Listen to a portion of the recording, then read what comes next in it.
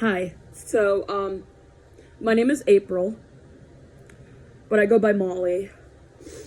Um, and this is my story. This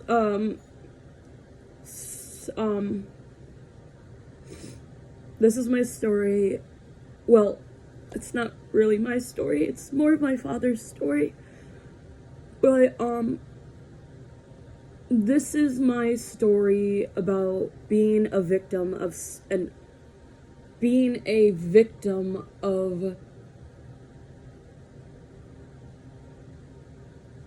no, let me rephrase that. Today is February 17th, 2024.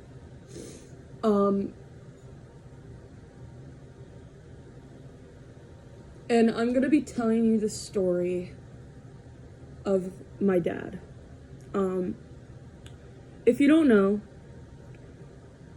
14 years ago, on December 23rd, 2009, my father, Mark Daniel Carmack, passed away from a fentanyl overdose. Someone had laced his medicine with fentanyl, and that resulted in his death.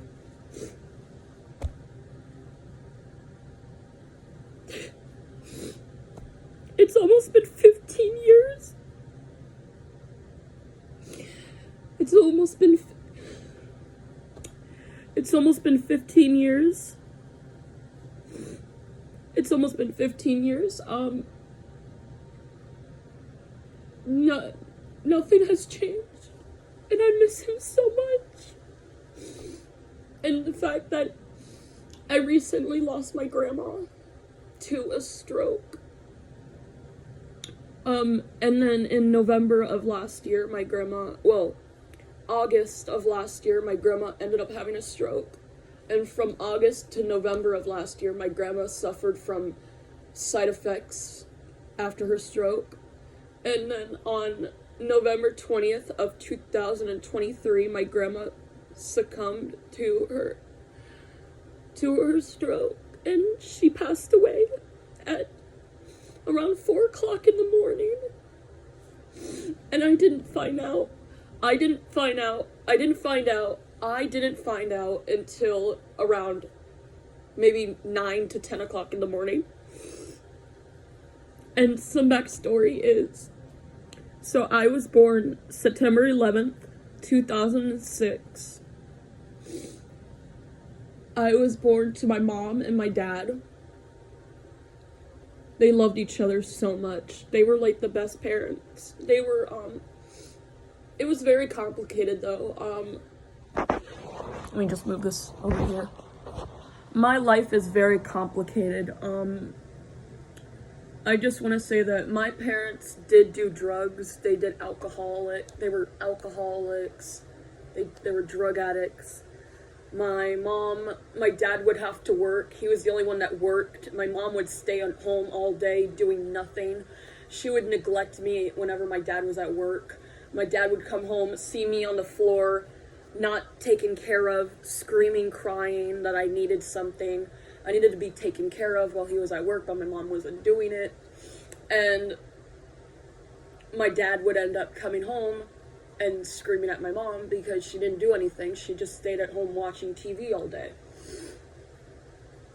And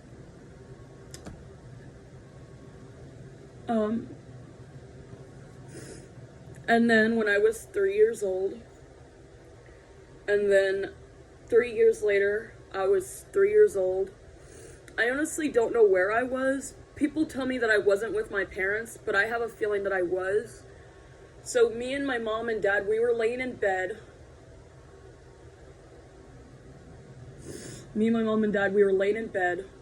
And because I laid with my parents when I lived with them. And I was laying in between my mom and dad. And my mom woke up, and I was laying there. And my mom looked over and saw my dad. He was blue in the face. And my mom screamed and got up and started shaking him, saying, "Mark, Mark, Mark, wake up, wake up." Mark, wake up, please, honey, wake up. Something like that. And then I ended up waking up, and I literally sat up, and I looked at my dad, and I was like, Daddy? I said, Papa, Father, I was calling for my dad, but he wasn't answering. And I really don't remember what he looked like, but I do remember his face was blue. And my mom screamed really loud, and she grabbed me, and I was older, and I was looking behind her shoulder, reaching out towards my dad, like, no, I want my dad, I want my dad. She ended up handing me to my dad's brother, Uncle Michael, and he took me next door, and all I remember was he was outside on the porch, and all I remember was seeing red and blue lights flashing, and my dad was covered in a blanket. He was pronounced dead. He was put in the back of an ambulance. And my mom went with him. He had died the day before Christmas Eve. And not a day goes by when I don't miss my dad.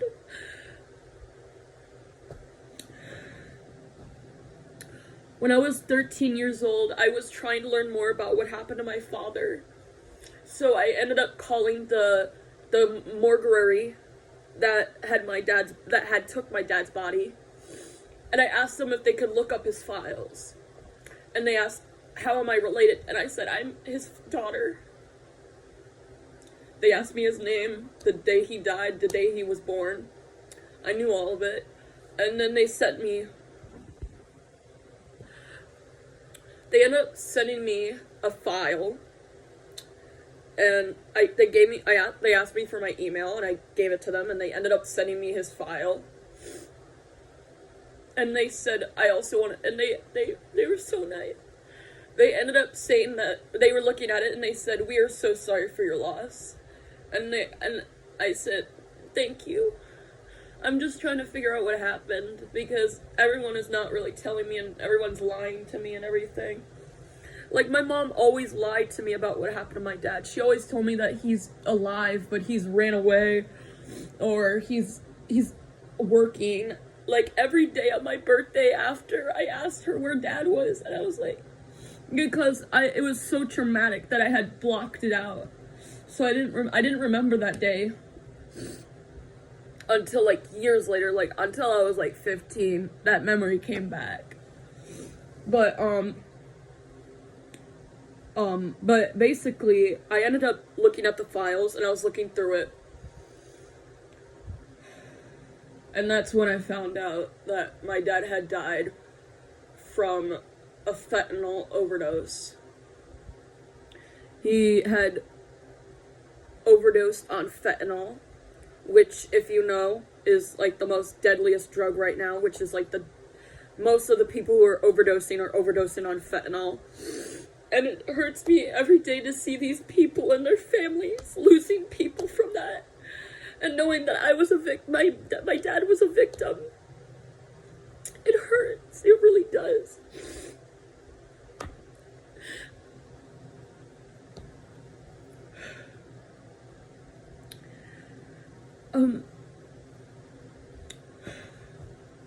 I actually have my dad's last name. And I actually look a lot like my dad. I look a lot like my dad. Like, everyone tells me that I could be his twin sister. Like, I look identical. Like, we have the same face and everything. Like, I have everything about my dad. Like, my dad's genes were so strong. So, it's really hard to look in a mirror sometimes, because I know what my dad looks like. I have photos of him. So it's really hard to look in a mirror, because when I look in the mirror, I see my dad, and it really hurts. But that's actually, I've known my dad overdosed for a long time, but I just didn't know what he overdosed on. Because my dad's mom, which is my grandma, bless her heart, she passed away in 2021. I think I really was upset about that, because she was like the closest to my dad, and she told me everything about him that I needed to know, but I had more to ask, and she's gone, so I can't. Um, but I asked her how he died, and she said that he had overdosed. And I was so mad. I was so mad at my mom because she had lied to me all those years. I felt so betrayed that I, the daughter of him, couldn't even know how her own father died. It was so heartbreaking. But basically, my dad has been gone for almost 14 years. And I've been seeing a lot of people posting things about fentanyl overdoses and how the families of someone who was a victim. And my mom is homeless. I live with my grandparents, which is my mom's grandma and grandpa, so they're my great-grandparents. Sadly, my great-grandma passed away in November of last year. You know this, I told you that. So I'm currently with my great-aunt and my great-grandpa. And nothing's the same without grandma.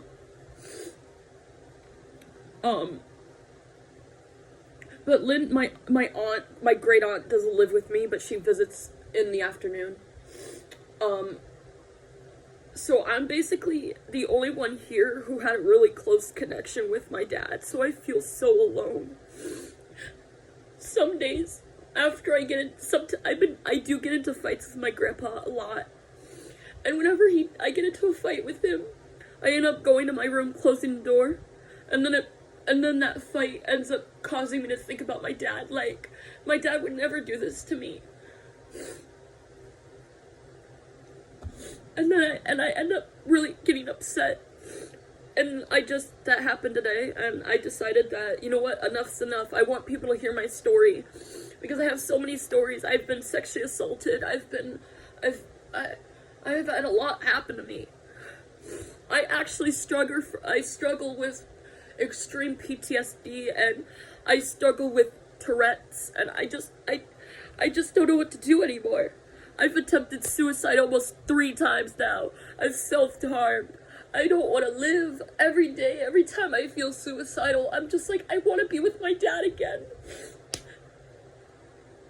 And then there's times, I was raised Christian, but then there's times that I believe, what if I did die, and whatever I was taught was a lie? Does that mean I'm not going to see my dad again?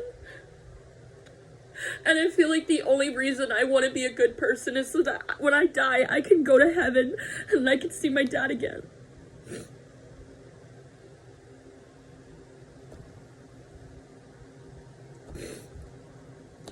Please. Please. We need to work harder to get fentanyl and all these drugs illegalized and banished from Earth. We need to do something. There are kids like me whose parents suffer from drugs. And then there's kids like me who lose a parent to drugs. It's the hardest thing you could ever feel. Like, I feel so much pain right now. Just imagine a 3-year-old girl losing her dad to fentanyl. That's so hard. And that was me.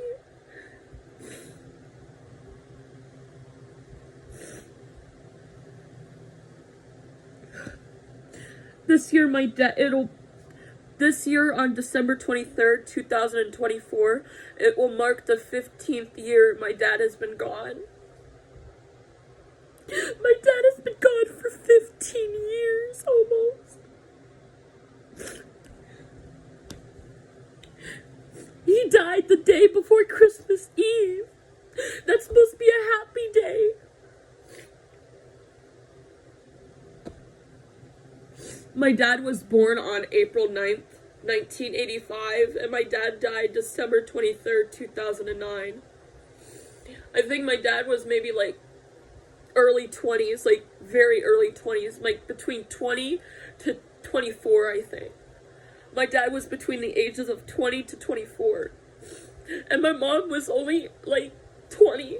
My mom conceived me at 18 and had me at 19. And my dad was like in his 20s when he died. He was so fucking young. My dad would be in his late 30s right now.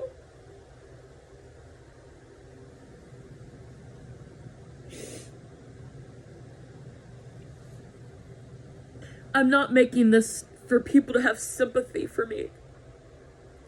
I'm making this so that we can make a change. Because it hurts me to have to find a kid and have to find out that they lost their parent just like me. I'm dropping out of high school. I'm ended up like my mom. For a whole nother reason. Not only are adults losing their self and kids are losing, teenagers and adults are losing themselves to fentanyl, but we also got kids killing other kids. We've got kids killing other people's kids. School boom booms are the reason I'm dropping out. Because I'm not risking my life for a fucking sheet of paper. It's not worth it. And also, I just found out one of my teachers, my math teacher at my school, is a pedophile. He was arrested. And it was my twin brother's favorite math teacher. The school district, not even in America, maybe just America. I think it's just an American problem, but America, you really gotta stand up. Like, when we have a school a boom boom, when we have a school pew pew, you know what we do? We say, okay, kids died. Okay. Well, we're not gonna do anything about it. Tell me one thing they have done to prevent school boom booms. Exactly. They haven't done anything yet. At least put metal detectors or do something.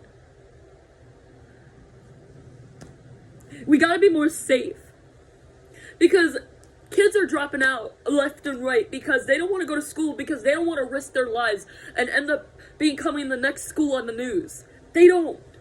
And that's my reason. I don't want to go to school anymore. Because I don't want to be a victim of sexual assault from a teacher, or I don't want to be a victim of a school boom boom. I don't.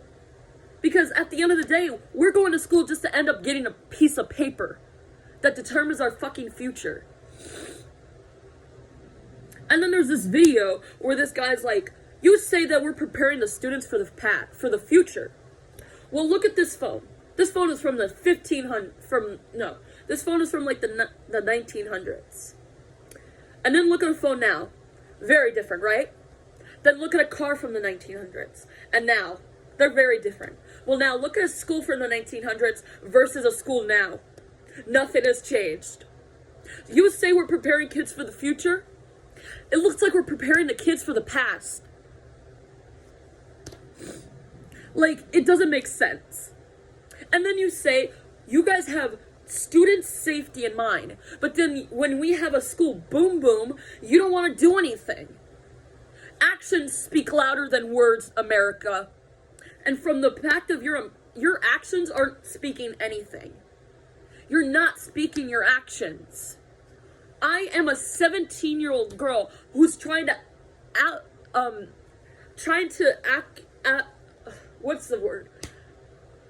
activate, or I want to be an activist against school boom booms. And like, we need to be on it. We're losing too many kids. People's parents are losing their kids. I was on TikTok, and I saw this poor girl, her cousin, her mom, her dad, her cousin. They ended up losing a 10-year-old, like a 13-year-old at an elementary school. And I literally said that I almost lost my cousin at a school, like, I almost lost somebody to a school boom boom. And like,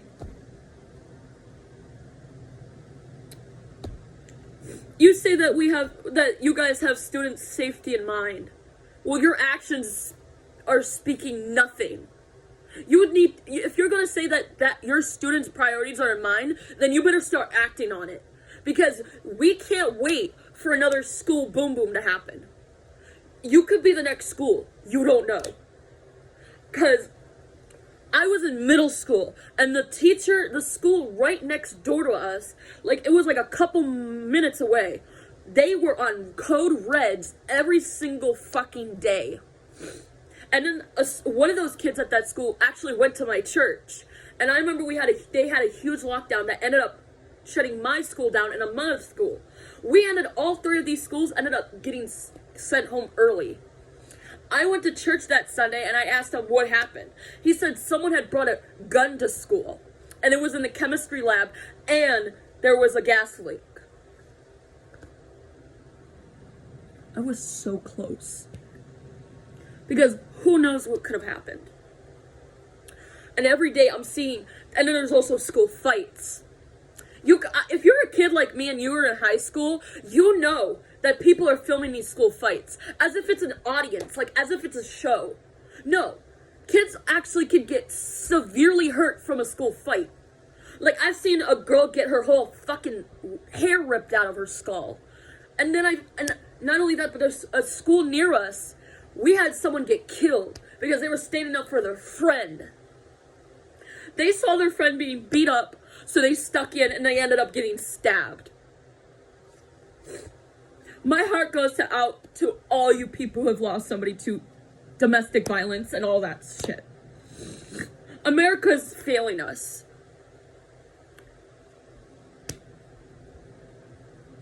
America's failing us. And I'm going to take, and you know what? Growing up, school always told us that actions speak louder than words. Hey, schools, all around America, why don't you guys start taking your fucking advice? You say you used to have students' priority in mind? Well, actions speak louder than words. So start doing something about it. Instead of having a school boom boom and then being like, another student has lost their life. Anyway, they're just like, oh, we had another student die today at school. Anyway, I'm like, what are we gonna do about it? Like, we have not done anything. It will just keep happening unless you do something about it. Like, I'm not stupid, right? Like, that's literally the problem. They don't do anything about it. They're like, well, what do you expect us to do? Oh, I don't know, put metal detectors everywhere at every entrance? So if someone enters, you can tell they have something sharp.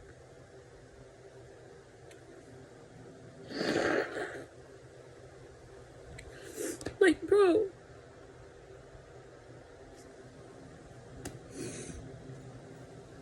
Like, I haven't gone to school in like a week. I'm dropping out. My parents are finding out what my rights are. They're going to find a lawyer to figure out what my rights are, and if they say that I can drop out, they said that they're not really mad. They disagree, but they don't agree. My parents don't agree, but they disagree too. So it's kind of like 50-50. But they said that, they were like, what are you going to do if I drop out? I said, I'll do anything other than go to school.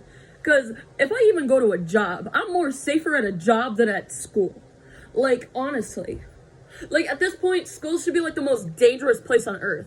And also, I keep seeing these videos where, like, they compare things at school to jail. And everything is fucking similar. From the cafeteria to the bus to the classroom to the hallway. It freaking look like a fucking jail.